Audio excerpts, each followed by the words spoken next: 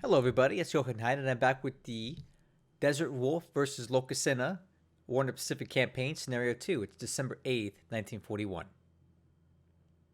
So, one thing I need to mention here, and I already got some information from Desert Wolf, is that this is an incredibly long turn, and there's going to be a lot of engagements like this where Lokasenna's cruisers and destroyers are going to be hunting down individual task forces and stuff like that. So I'm going to be doing a lot of editing here because there's not much for us to glean from this, if you will.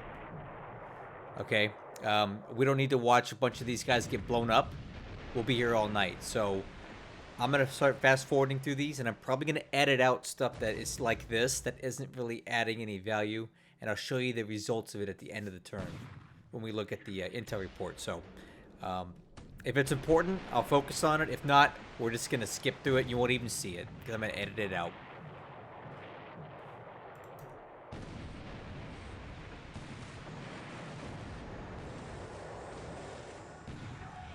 All right, and this is the beginning of a lot of this going on here. So, yeah, I'll show it to you if it's important. If not, you're not going to see it.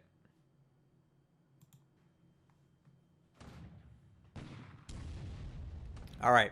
So in my campaign against Macho, I landed at Lingayen, and I got jacked the f up by these 155 millimeter guns.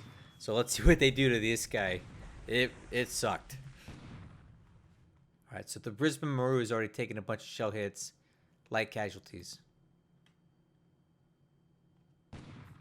Okay, and he's continuing to unload at Numea. And real quick, guys, take a look at this. this this is why you don't go for Numea on turn one. That's a lot of allied ships, and I have a feeling they're coming to start some trouble here.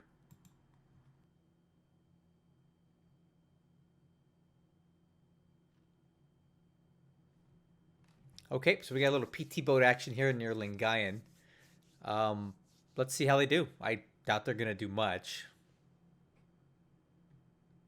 We'll just fast forward, or we'll be here for about a year.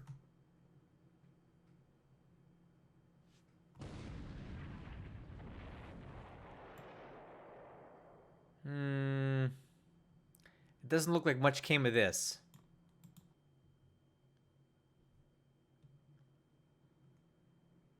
Okay.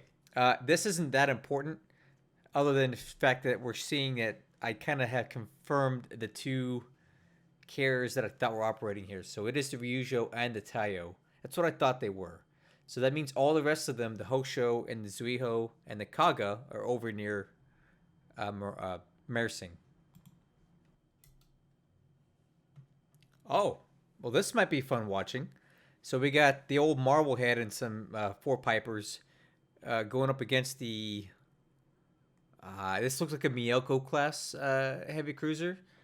So in my campaign, this Marblehead caused me all kinds of trouble before we finally caught up to it. So let's kind of see what happens here with this. Right off the bat, Marblehead gets the first hit. It's the Chokai. So I think I'm actually wrong.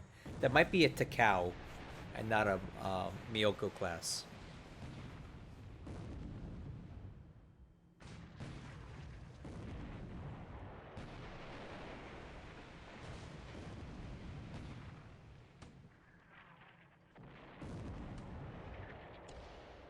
Kabuki, Shinonome. Okay, Barker took a hit.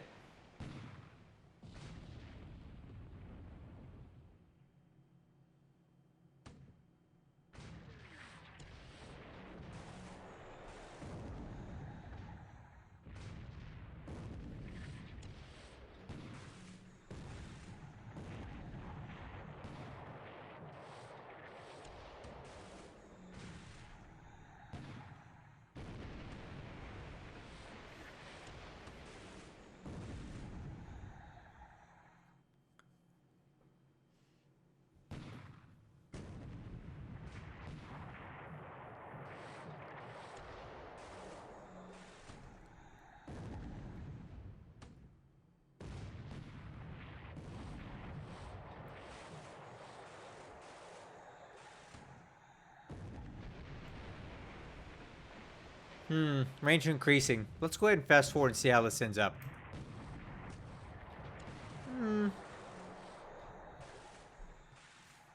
Pretty inconclusive. Marblehead takes 3 hits. Barker takes that. That's on fire. Just not too much happened there.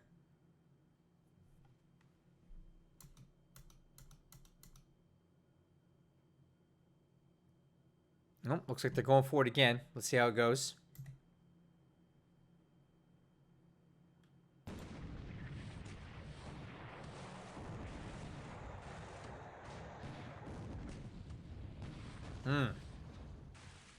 Okay, a couple more hits on stuff. Looks like a lot of these ships are not doing too well now. Getting the better of them with the Chokai. Oh, here we go. Okay, so we have a huge heavy cruiser task force here. These look like Mogamis going up against a single, what looks to be a patrol boat or a PG. I don't think we need to sit here and watch this for long. Yeah, okay, a mine layer. So Toowoomba, she's a goner. We got more though. Another one, and single ship task forces. These are spoiling assets here.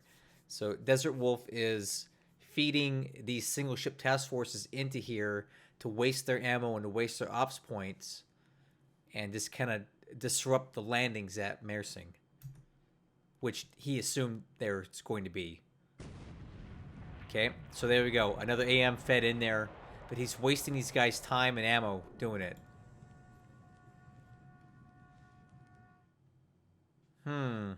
So our third engagement with these guys, we notice we're missing a few of the 4-stackers. Probably because they've broken off into an escort task force because they're so damaged. Let's see what happens here.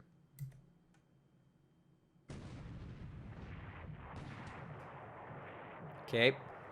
Marblehead takes another hit. The Usagumo takes a hit. This parrot's probably not doing too good here.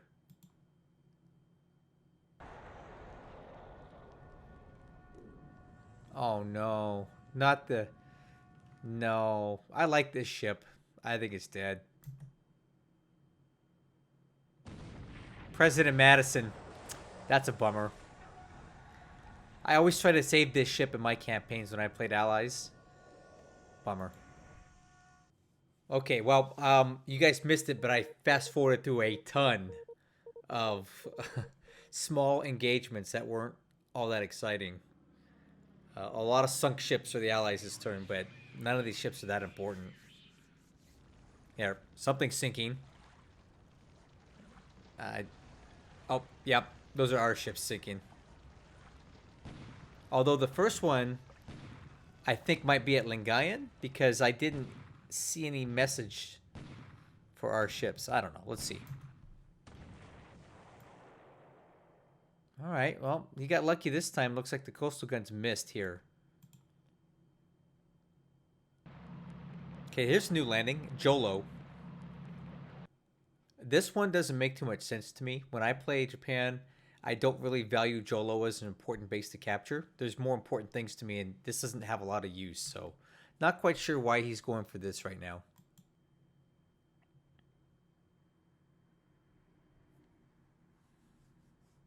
Ooh.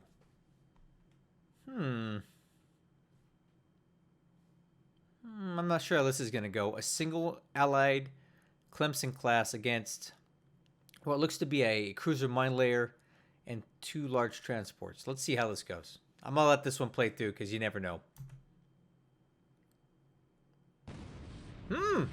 Whoa!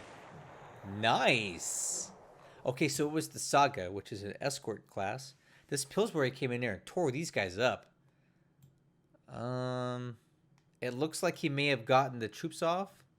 But yeah, that's going to be good. If we hear any sinking sounds, it could be one of these guys. Nice job, Pillsbury.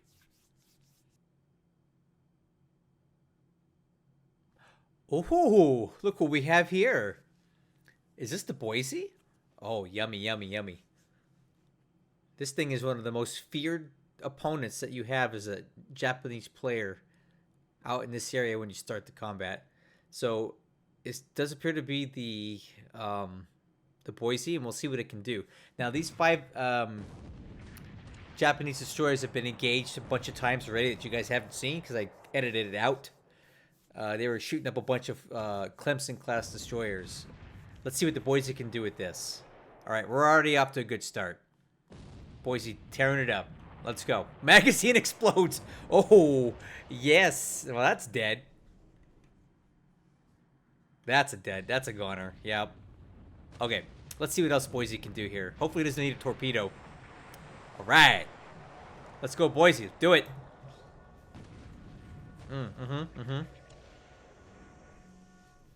All right. So Boise gets a super lucky hit on this Shirayuki and blows it up and tears up a couple other guys. So good job for your combat debut, Boise. I'm sure you got plenty more in there where that came from. Oh, yeah. Oh, this is the Houston. So Houston and Boise. Let's see what happens here. I doubt these guys are going to get away from this Houston. These guys are done for. Ready? Let's go.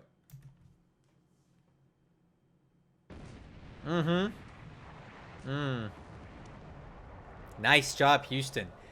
Comes in here and destroys these 3 guys. Takes no damage.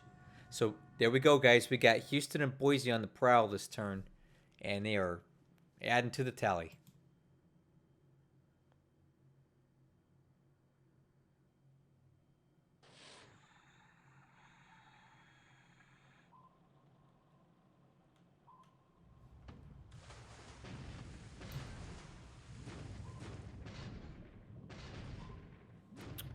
All right.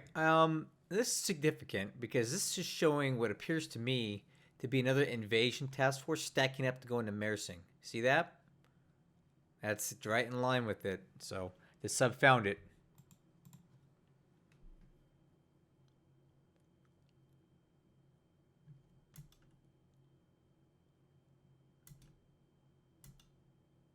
Okay, air operations. So what you guys didn't see here was about 3 dozen engagements that I fast forwarded through because they was a lot. So what you're not seeing is DesertWolf is sending out single ship task forces, and it's running Loka's heavy cruisers and destroyers out of ammunition.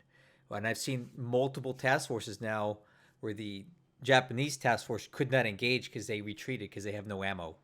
So that's, you know, that's what's up when you do these single ship task forces. Not a huge fan of that myself. However, there's no rules here, so it's perfectly acceptable. All right, so you saw there, there's vowels hanging out near Pearl there. So what does that mean? Is he going for a second strike or what? I have no idea. I wouldn't advise it myself, but let's see what he does. Let's get to it.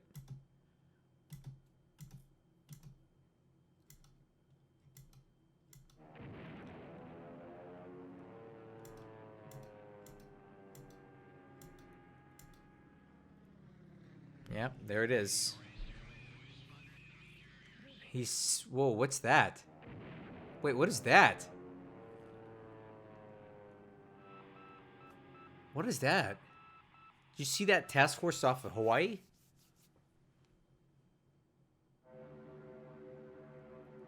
Okay, we're starting off with a sweep over Manila, and DW is smart enough not to do that. Now, look at this. Yikes. 16 zeros against 60 aircraft, including a lot of P-40s, which I'm assuming came from the Philippines. Let's see how this goes. This is going to be ugly. I think these zeros are going to get tore up. Let's see. Okay. So a lot of these guys were destroyed, but basically all the zeros got worn out here. And look at this.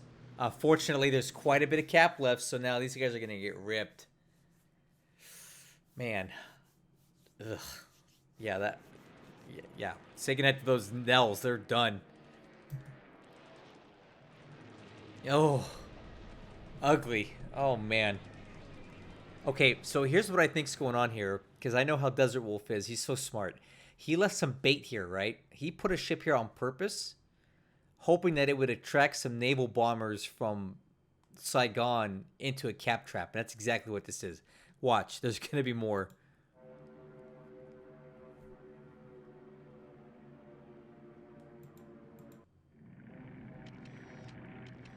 Ah, a couple more zeros. Let's eat them.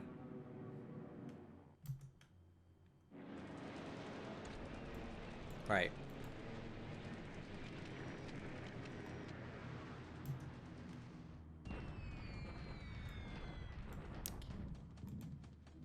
Oh, no. No. Dang it. God, you know what? As a Japanese player, I hate to see this. This sucks. Oh, man. Good night, Nels. And it's not over, guys. There's more. I guarantee you there's going to be more. Just wait.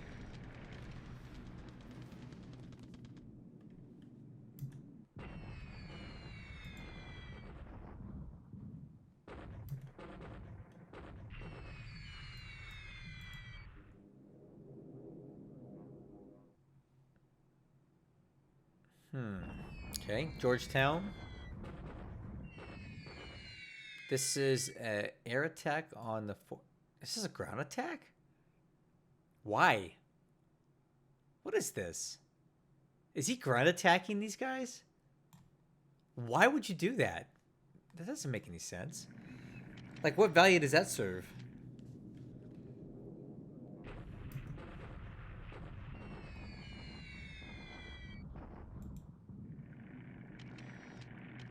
Oh, look at that. He's really focusing Changsha right now. He does not want that to get built up at all.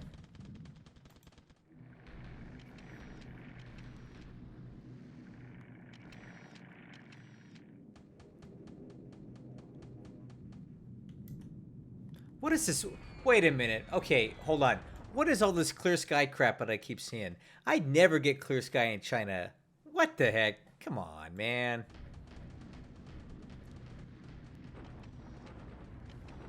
Pakoi. Why? Why are we hitting Pakoi? I don't get this guy. Like, what is he doing? Like, these targets don't make any sense.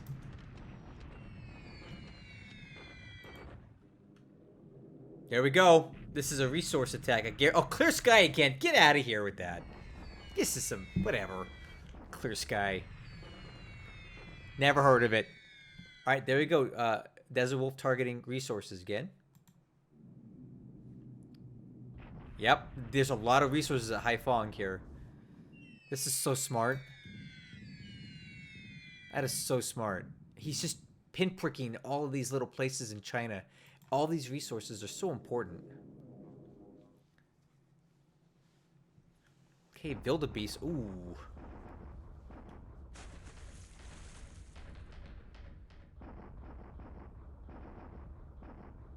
Oh, no! Oh, dang it! Ah! Why would you go that close to Singapore without air cover? No, no! Oh my gosh. Oh, dude. That's not good. Now, are these guys going to sink? Absolutely not. But now they're just damaged and they're kind of out of the fight, depending how bad that is. I would not recommend going that close to Singapore with these guys.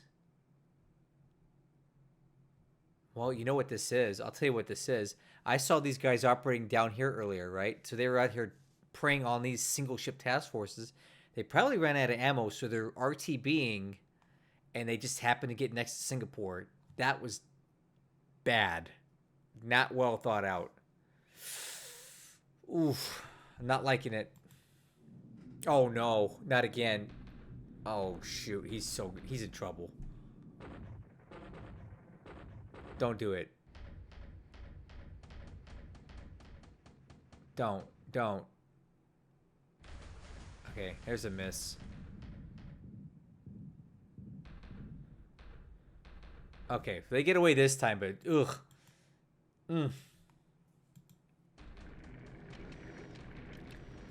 build a beast out of here. Check this out. That's hot. Now, they miss on that one.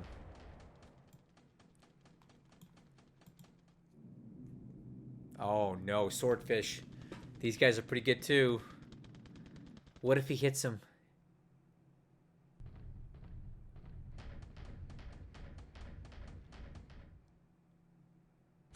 Oh, no. It's so... Oh, shoot. Ah! Come on.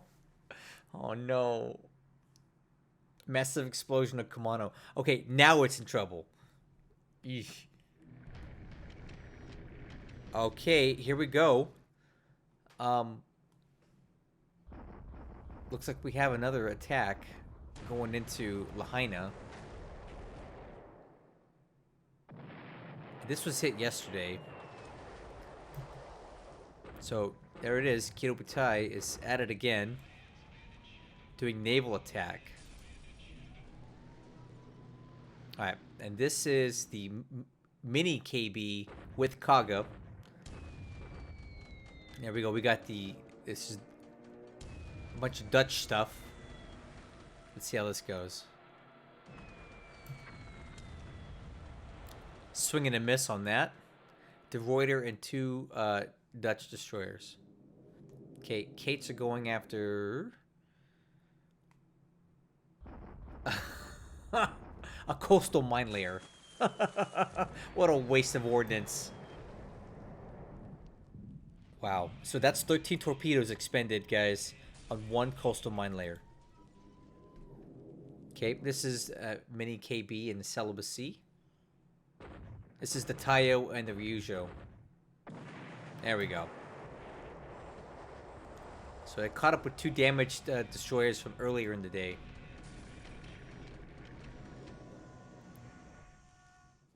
Uh-oh. Uh-oh. Unescorted Sally's going in, and he's got these guys on training, but, you know... Alright, wow. This is ended up going to be a cap trap, but I don't know if it was intentional or not. So, for those of you that aren't familiar with this, and some call this an exploit, some don't. It could be working as intended. But if you put fighters on training, right, and they get swept, they don't get engaged. But if a bomber formation comes in after the fact, the training squadron gets caught up in the attack, and now they get to engage like they're flying cap, even though they weren't set to cap. They're training cap. So let's see how this works out, but he's going to lose something from this. Okay, or not. Again, clear sky over Chungking, go figure.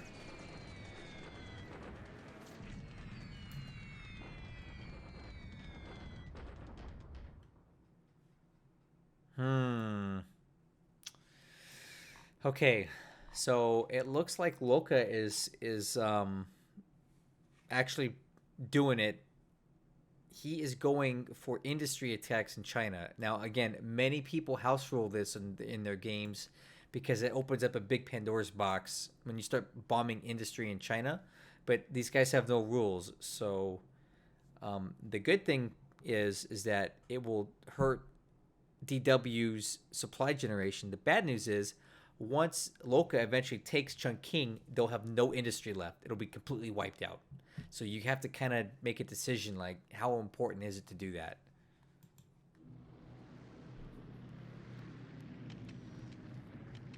I wouldn't do it.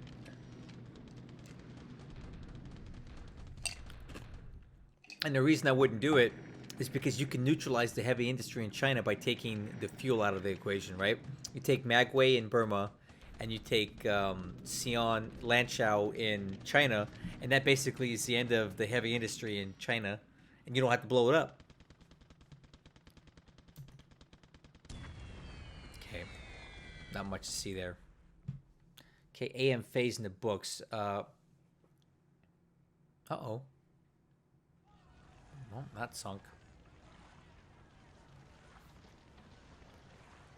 AM phase in the books, a right proper cap trap over Singapore, and his heavy cruisers get too close and get ripped up by some wildebeest and some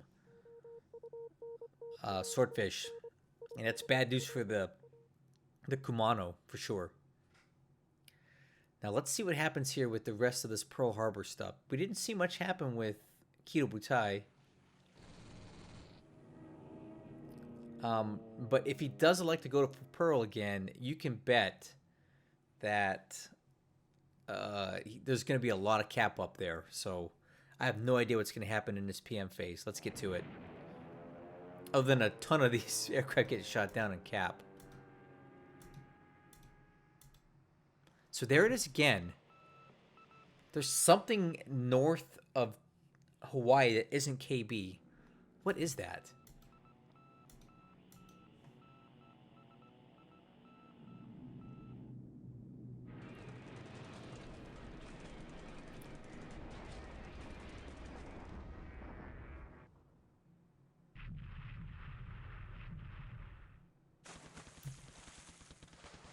Okay, these are some of the destroyers that come out of Hong Kong. Looks like attracting some attention from Saigon. And then getting away. Okay, big bombing raid going into Manila.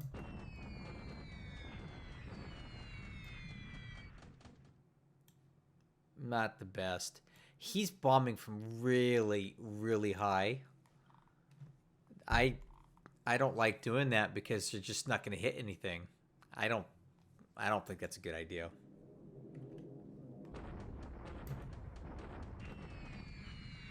If he dropped that altitude down to about 10,000 feet or even 8,000 feet, he would quadruple the amount of hits he's getting.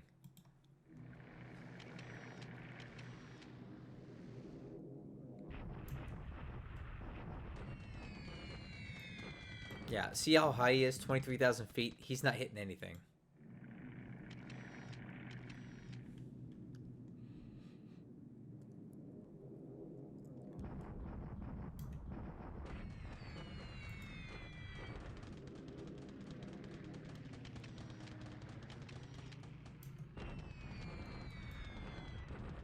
$15,000 feet. It's too high.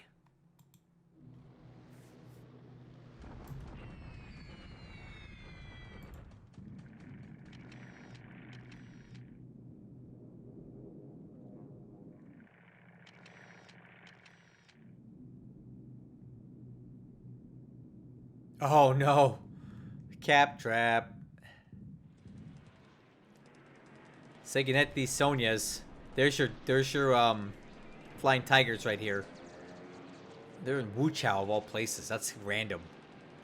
I'm wondering if they're on long range cap. We'll have to check that out. There you go. Cap trap.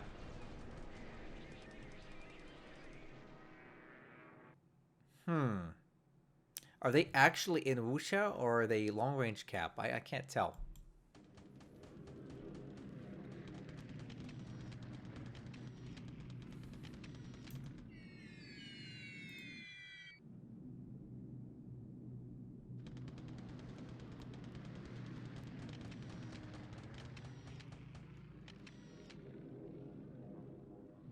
Oh, here we go.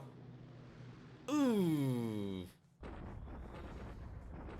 All right, so we do have some cap up over Pearl. He is going for another day 2 strike. Again, I don't recommend it. Let's see how this goes. And I bet you it's layered too. There it is. 25,000 feet, 20,000 feet. All right, how do you guys think this is going to go? I have no idea. All right, here we go. I'm going to run it. Let's run it.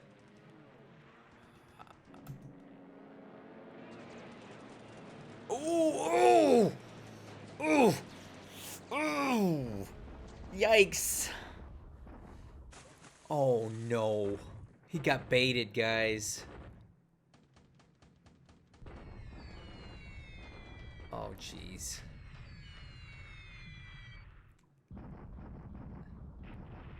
Alright, he is getting a couple 800 kilogram bombs on some stuff here.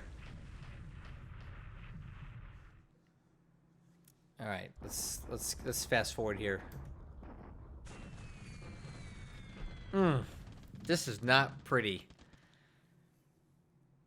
So at least 15 Kates were shot down, with a bunch more that are probably going to be ops losses for almost no cap losses. Like, I don't know what happened here, but this zero escort did not get it done today.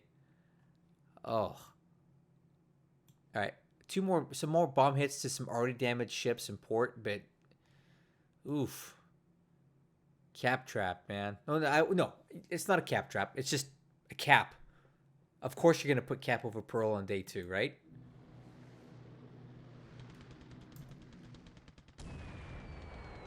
And here we go. A whole flight for one ship.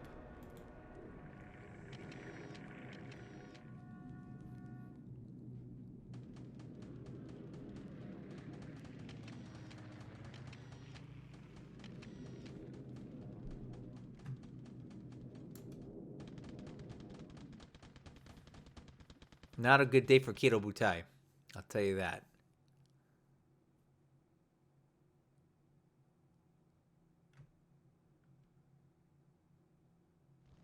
All right, another one sinks there.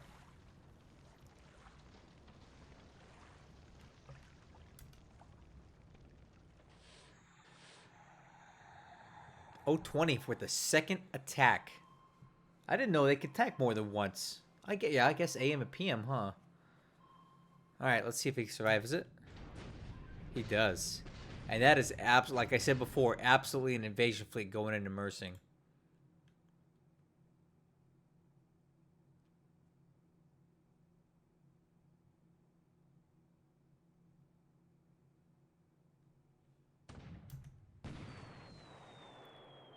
Okay, more unloading at Lingayen.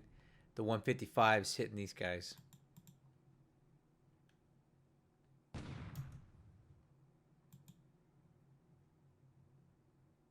There's your task force loading. There it is. We're going into Mersing now.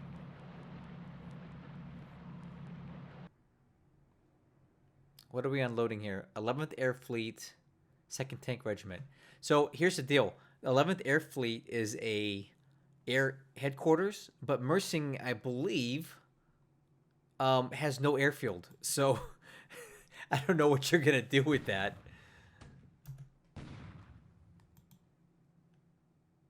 We'll check that. We'll check that at the end of the round. I'm almost certain, though, that there's no airfield at Mersing to start. You have to build it.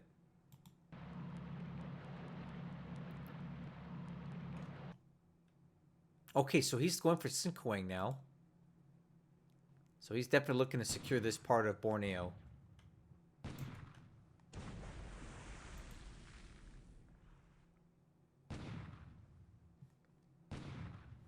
Yeah, he's definitely landing at Mersing now.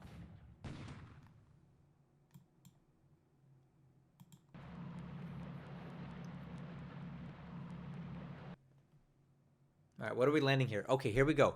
33rd Division. 33rd Division. All right, so there's one full division coming ashore at Mersing now.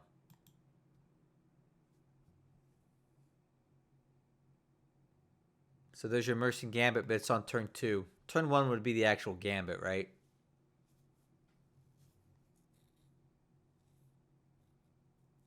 Okay, land combat. And Numea. This one didn't figure to last anyway, right?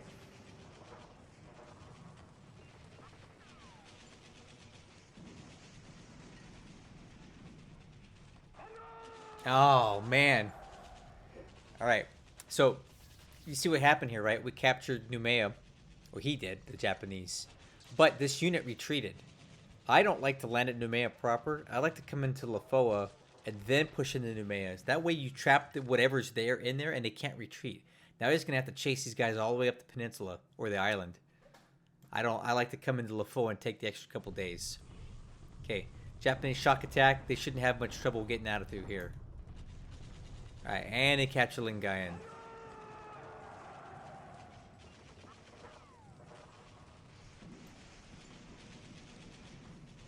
There you go.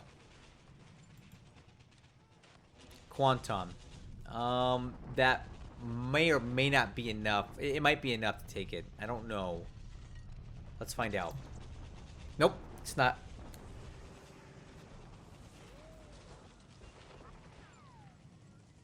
So I guess Quanton starts with level 2 forts. So yeah, these guys hang on for a turn at Quanton. And a shock attack at Kotobaru. This one should have no trouble because there was some pretty decent bombing that went in there. There you go, Kotobaru.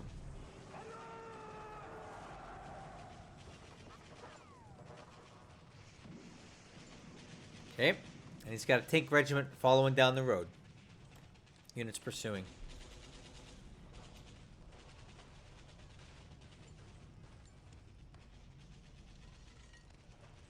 All right. Kuching.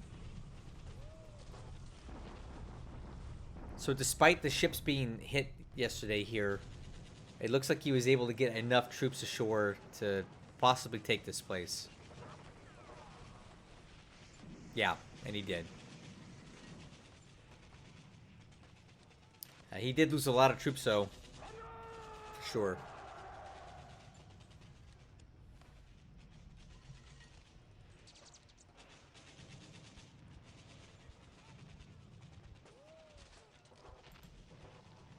Okay, Pontiac. I don't quite understand why he's doing this one, but that's cool.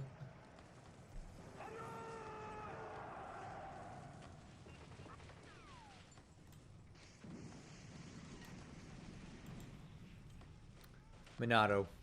This makes sense to me. I totally get why he's going in here.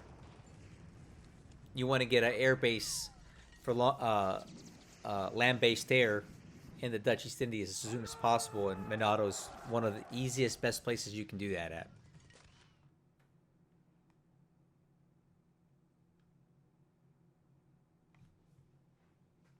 And one tank regiment is following behind.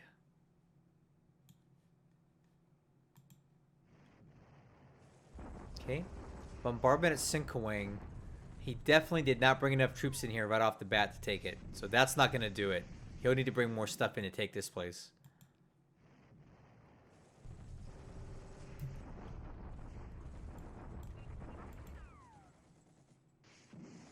What do we got here? Okay, this is a parachute attack. Like, looks like he's parachuting into all three of these places here. Okay. Polilo. And Malbon. Those are paratroop attacks. And there's your turn. Oh.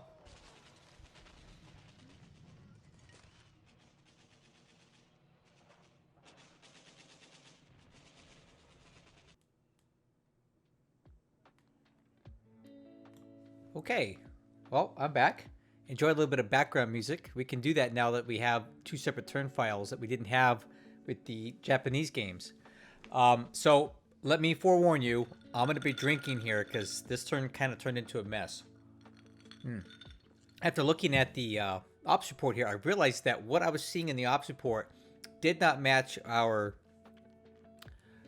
combat replay at all. And when I went back into the combat report, I noticed that we had a desync. Turn 2, and we're already having desyncs here, guys. For those of you who are kind of new to the channel or new to this game, what can happen for the allied player, not the Japanese, is that the game gets wacky at some point during the replay, and it deviates from what actually happened. So what we actually saw action-wise in the game is not actually what occurred. So the only way to resolve it is to take a look at your combat report, which is jacked up here, but I'll fix that. We do have a reliable source, though, which is Combat Reporter, which you'll see in the screen here.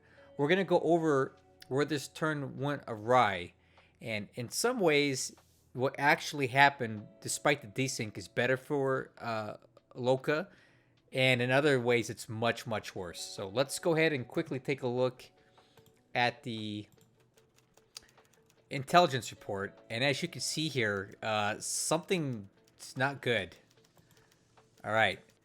Apparently, in the real turn, he lost a lot more aircraft than what we saw in the game. So the losses for this turn are 47 to 106. That's bad. And we're going to try to trace down where all these aircraft were lost. But holy moly, this is really bad. Okay. See, ship sunk this last turn. Again, and this is going to be a deviation from what we saw in the combat replay. So if we look at Japanese ships alone, only 4 were lost outright that we saw. In the actual game, Houston didn't even engage anything. So if we look at the Allied losses, you can see there's quite a bit, right? A lot of this stuff you didn't see in the replay because I fast forwarded through it, or else we would have been here all night looking at this stuff. Because Loka spent a lot of time chasing down single ship task forces, and I'll show you where. Anyway, let's try to figure out where all these crazy aircraft losses came from. And I'll also point out some of the main deviations that we saw. So let's go back to Combat Reporter. You should see it on your screen here. So I was talking to DesertWolf about this, and we feel that the desync occurred somewhere around the point where the Houston engaged ships in the Sulu Sea. That didn't actually happen in the real turn. It happened in our desync version. So that's where we want to miss. But what I really want to show you are these aircraft losses. So as you recall, in our version, Singapore, we saw a lot of nails get shot down, right? So this combat reporter is accurate. This is what actually happened there. It wasn't nails that got shot down. It was actually a bunch of Kates. So apparently the mini Kido Butai and Kaga sent a bunch of unescorted Kates towards Singapore and got shredded. So here's some. Here's some more. And then again, this one here, this is where we saw Loka's heavy cruisers take multiple torpedo hits. In the real version, they didn't actually take any hits, so he got super lucky there. So what we saw in the replay did not match the combat report. None of these got actually hit. All right. A couple of things that I saw that were different in the real version of the turn as opposed to the desync is that the enemy actually did not land at Mersing this turn. Something happened that they got spooked, or the aircraft attacking here scared them off, but nothing actually landed at Mersing this turn. So we kind of unfortunately got a little bit of a cheap sneak peek as to what he's intending to land here by the combat replay desync. Because in the actual turn, it didn't happen yet. Also, let's take a look at this. Wait, you know what? Okay, so I had the combat reporter up the whole time. I'm talking about Mersing right here. This landing did not actually occur in the real turn. Let's also take a look at Noumea. Because this, what you're looking at now is the actual real status of the turn. And right now, as you can see, Noumea is still intact. Now, if we look at Combat Reporter, let's take a look at ground combat here. At Noumea, Loka did attack here, but he did not take the place at all. He reduced the fort level to 0, but he did not take Noumea. So it's going to hold on for one more turn for sure. In the version of the replay we saw, Noumea fell, right? Didn't fall on this one. So those are the big differences that I saw. Some serious cap trap action. Oh, one more thing. In our version that we saw in the replay, we saw a Pearl Harbor strike, but it looked a little half-hearted and it wasn't all that exciting, right? Well, take a look at this. You ready? Watch this. All right. Let's look at Pearl Harbor, how it really happened. The second day attack. So we had 74 Vals, 85 Kates, with the same amount of cap, but look at the losses this time. Substantially higher losses on this attack here by Kido Butai. Now, in trade, multiple ships were actually hit here. So if we look at the damage done to these battleships, let's go take a look at that now. This is Battleship Row here. Another ship got damaged here, and there you go. a lot more damage was incurred by all of these ships. I don't think any of them sank outright. But he put enough damage on these things that they're going nowhere anytime soon. We're looking at upwards of 2 years for some of these guys. Again, let's take a look at the ship sunk here. Let's see. Last turn. So no more battleships were added to that, but that's your second day Pearl Harbor strike. We can also take a look at the damage they've done to Pearl. This is moderate damage. And I kind of get why he's doing this. So, if you take a look here, there's enough damage here that these engineers are going to take a few days to repair it. In the meantime, forts are not building. And why is that important? Well, for one, we got this thing, which we don't know what it is. And two, we see what appears to be an invasion task force, possibly. Because there's just too many ships here for this to be Kido Butai on its own, right? There's no way you can get Kido Butai from turn 1 and turn 2 up to 30 ships. It's just not enough of them to really do that unless you're adding them from somewhere else. That somewhere else being an invasion task force from the home islands or somewhere else. But I think, and DesertWolf also thinks, I don't want you to think that I came up with this conclusion on my own.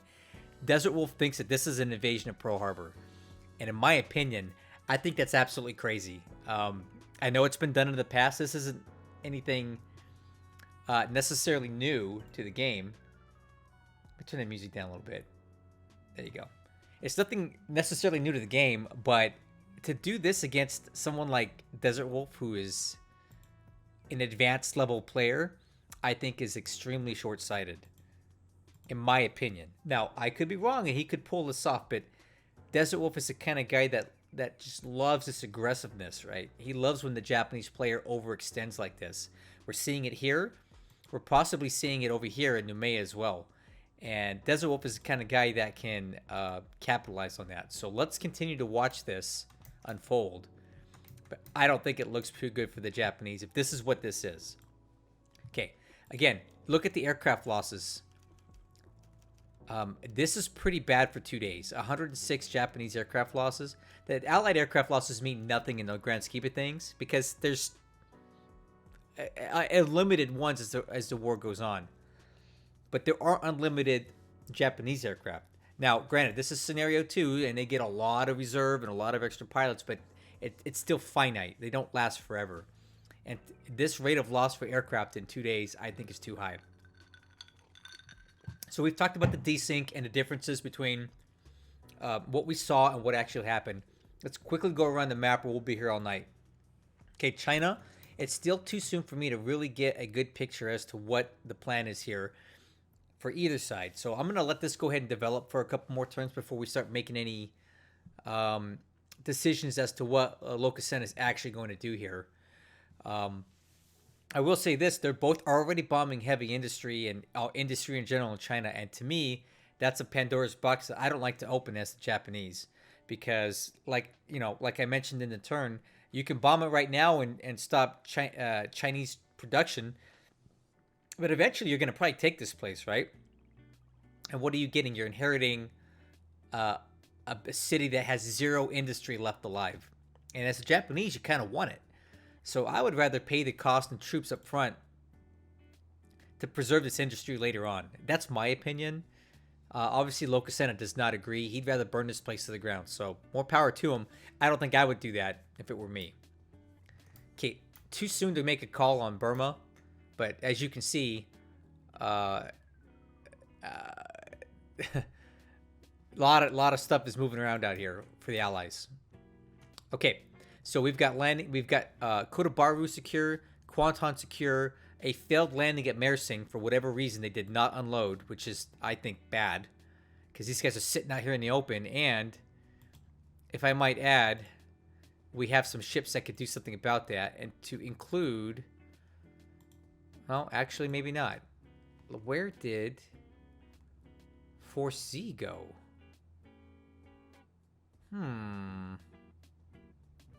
Where did Force C go? Let's find it. I'm always curious about that. Prince of Wales. Uh-huh. Okay, here we go. We have Prince of Wales and Repulse and the rest of Force Z currently in Batavia and not sighted. So that is a great ambush position later on. So here's the issue with this for the Japanese. If you keep pushing deeper and deeper into the Java Sea, you're going to get trapped by the Prince of Wales and the Repulse and all these other ships that are going to come out to meet you. So you have to be very careful. And I think Lokasenna is being a little too aggressive here. He almost ate it with these heavy cruisers in Singapore. And now in our version, we saw them get smashed by torpedo bombers. In the real version, they didn't, but it could have happened. So this kind of stuff, where your ships start retreating along next to Singapore without air cover, you cannot do that right now. It's not worth it. One thing Scenario 2 does not give you is extra heavy cruisers and things like that. If you lose those in Scenario 2, they're gone just the same as Scenario 1. And you really can't afford to be losing them like that on turn 2, turn 3. Now again, that's my opinion. Maybe Lokasenna is more aggressive than I was, but I felt like I was reasonably aggressive in my campaigns. And I would not push this deep this soon with my stuff. That's just my opinion. Anyway, quickly looking at the Philippines. Some more landings here with paratroopers. I don't think this is that important. He's going straight for Clark Field. And I don't think that what he's bringing here is nearly enough. So, I don't know if there's any more troops coming in. I guess. But this is nowhere near enough to do anything super aggressive on Luzon. He also landed here at Jolo, which I don't quite understand the purpose of that. It's not that useful, in my opinion. And the other thing that you guys probably didn't see, because I fast-forwarded through it, because it was just going on, is all these ships are basically single-ship task forces, right? Because they have no rules here, so they can do this. But what's going on is that all these little single-ship task forces completely ran all of Loka's combat ships out of ammo. Because they just ran out of ops points, ran out of ammo engaging single ship task forces. And that is really bad for him because there's not a lot of good rearm options for Japanese heavy surface forces at the beginning of the war, right? You have Babel to some extent, which isn't much. You have Saigon, Camaran Bay, and basically Takao, and that's it. And I don't think I would want to be running all my ships out of ammo chasing down single AKLs out here. Because now they have to go all the way back to rearm. Because there's no other real large naval forces out here that can do it. So this single ship task force stuff, I don't like it. It's allowed, but I don't like it because of that reason. It's kind of easy to exploit the game engine and run largish task forces out of ammo quickly, chasing down single ships. So, okay, do you want that house rule or not? You guys be the judge and if you like that or not. I don't.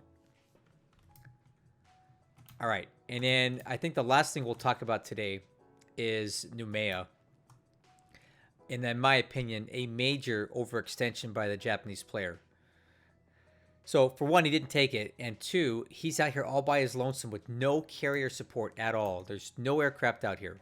And there's nowhere to fly them into even because he hasn't even taken Rabaul yet. So he's literally an island in the middle of nowhere with no support. And let's take a look at what DesertWolf's got coming. Okay, we got a couple of light cruisers here. We have a heavy cruiser and a light cruiser here, which are heading towards Noumea. So there you go. We also have the Louisville, which is closing in. And I'm sure there's more. So right off the bat, we have a lot of, what is this? Pensacola's moving towards Ndeni to secure that. So this is not a particularly good situation to be in as the Japanese. And on top of this, one thing we haven't considered yet are the American carriers, right?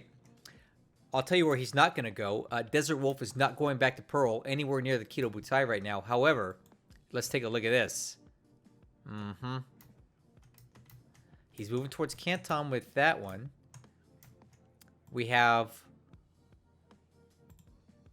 the Indianapolis moving down towards Canton, and we also have the Enterprise Task Force moving down towards Canton.